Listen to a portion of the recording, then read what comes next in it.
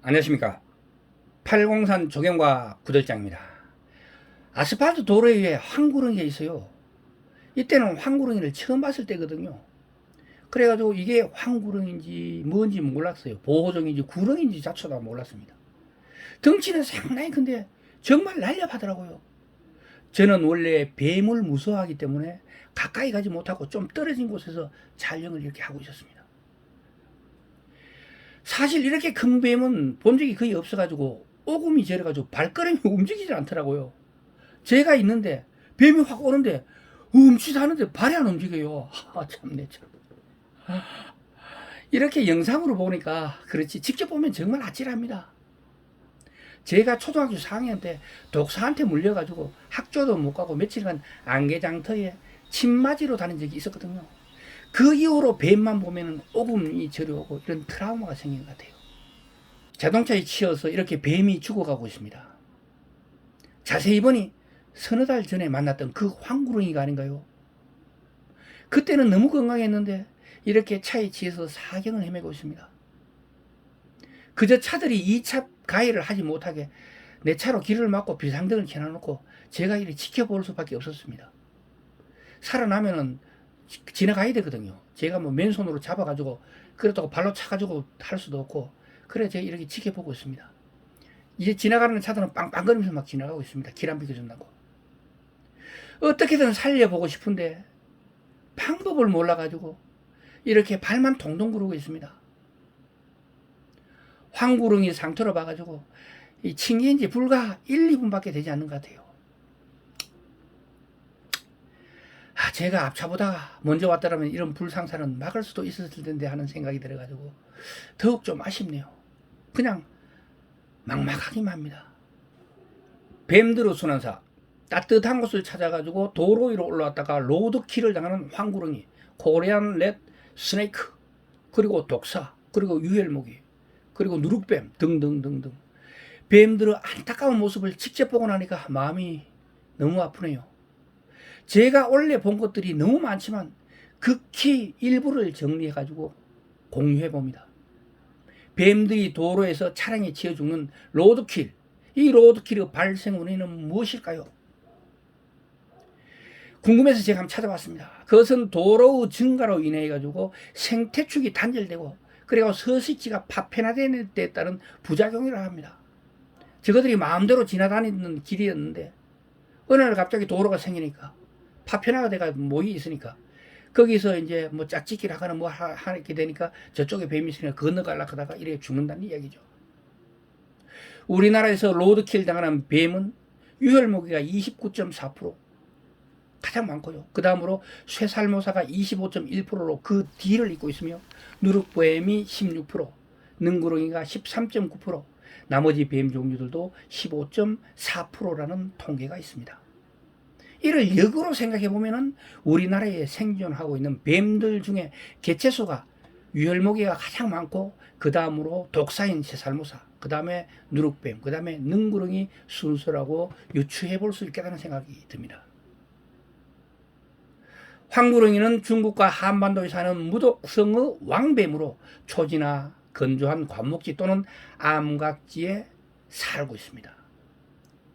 그리고 강이나 호수 등 뚝 주변에도 생활하는 게 많은 그런 토종뱀이라고 합니다.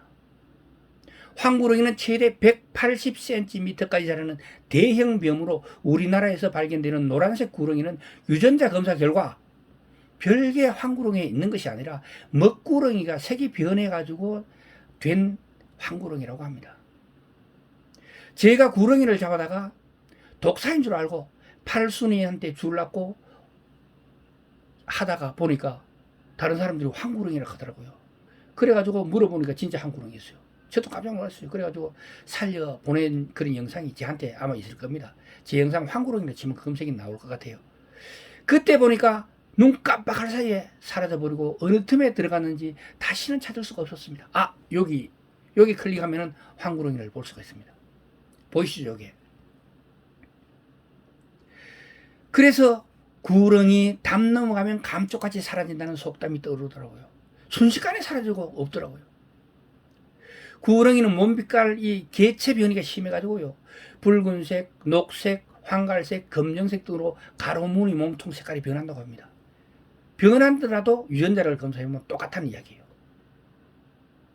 그러니까 제가 생각할 때는 환경이 갈색인데 살면은 황구렁이 되고, 거무적적한 이런 바위틈에 자라면은 검정색이 되고, 뭐 파란 풀 있는데 이래 자라고, 잔디밭에 이래 자라게 되면 아마 녹색이 되고, 그래 안 되겠나 이런 생각을 그냥 해봅니다.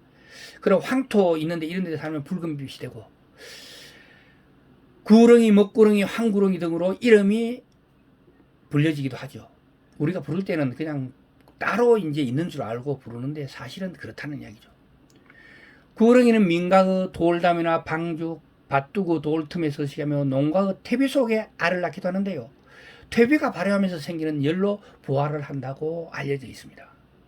우리나라에서 황구렁이를 포함한 모든 구렁이는 2012년 5월 31일부로 멸종위기 야생동물 2급으로 지정되어 보호를 받고 있다고 합니다. 그러니까 이걸 잡아가지고 훼손하거나 잡는 자체가 불법입니다. 처벌받아요. 그리고 이걸 더군다나 먹겠다고 잡는 거, 이런 행동은 안 했으면 좋겠다는 생각입니다. 우리나라에 서식하는 뱀의 개체수 중에 4번째로 많은 구렁이가 보호종으로 지정된 데는 사람 눈에 잘 띄지 않는 이유도 있겠지만, 그보다 더 중요한 것은 옛날부터 구렁이가 몸에 좋다고 알려져 가지고요, 무분별하게 포획해 왔기 때문이 아닐까 생각해 봅니다. 처음에는 일반 독사인 줄 알았는데요, 자세히 보니까 황구렁이가 아닌가요? 정말 안타깝습니다. 여기는 제가 북해에서 효령으로 가다가 한 400m 정도 갔는데 그거 딱 있더라고요. 그래가지고 내려서 보니까 완전히 죽어 있어요. 그래가지고 이거를 뭐 달리 방법은 없고, 제가 그냥 장사 묻어주지는 못했고요.